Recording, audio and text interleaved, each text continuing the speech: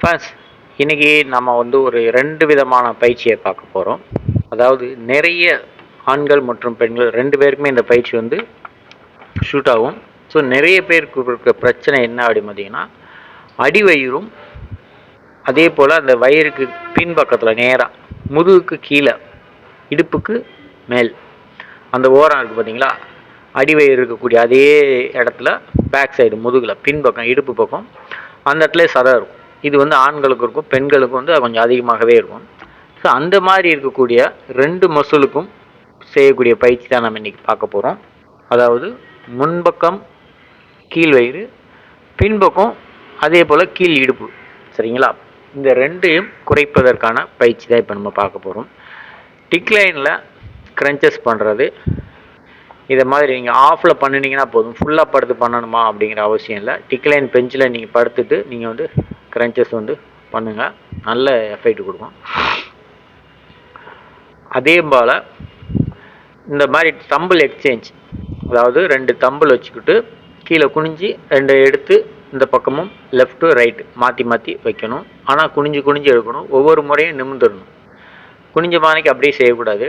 சரிங்களா? கீழே குனியணும், நிமிரணும், திரும்ப குனியணும், நிமிரணும். ஸோ இந்த மாதிரி இந்த பயிற்சி வந்து கீழ்ப்பக்கம் இடுப்புக்கு பின்பக்கத்தில். சரிங்களா?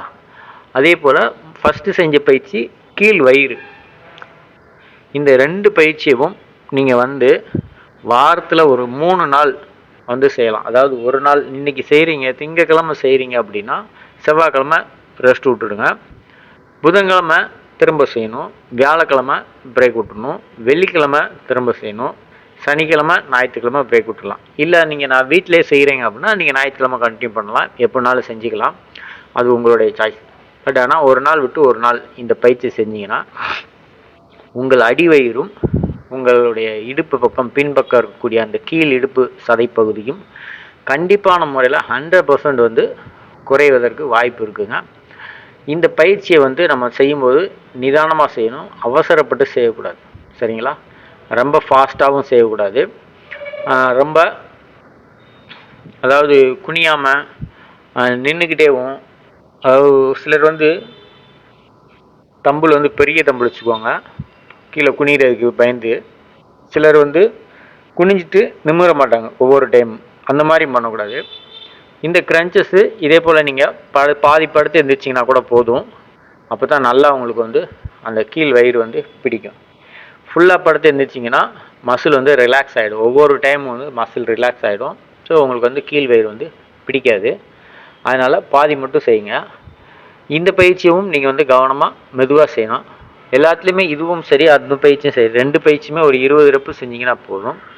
இந்த வீடியோ பதிவு வந்து உங்களுக்கு ரொம்ப ஹெல்ப்ஃபுல்லாக இருந்திருக்கும். இந்த மாதிரி இருக்கக்கூடிய நண்பர்கள், உங்கள் ஃப்ரெண்ட்ஸுங்க, உங்களுடைய சொந்தக்காரங்க யாராக இருந்தாலும் சரி, அவங்களுக்கு ஷேர் பண்ணி விடுங்க. அவங்களுக்கு இந்த மாதிரி ப்ராப்ளம் இருந்தது அப்படின்னா அவங்க இந்த பயிற்சி வந்து செஞ்சு பார்க்க சொல்லுங்கள், நல்ல ரிசல்ட் கிடைக்கும். உங்களுக்கும் இந்த மாதிரி ப்ராப்ளம் இருந்ததுன்னா நீங்களும் செய்யுங்க, நல்ல ரிசல்ட் கிடைக்கும்.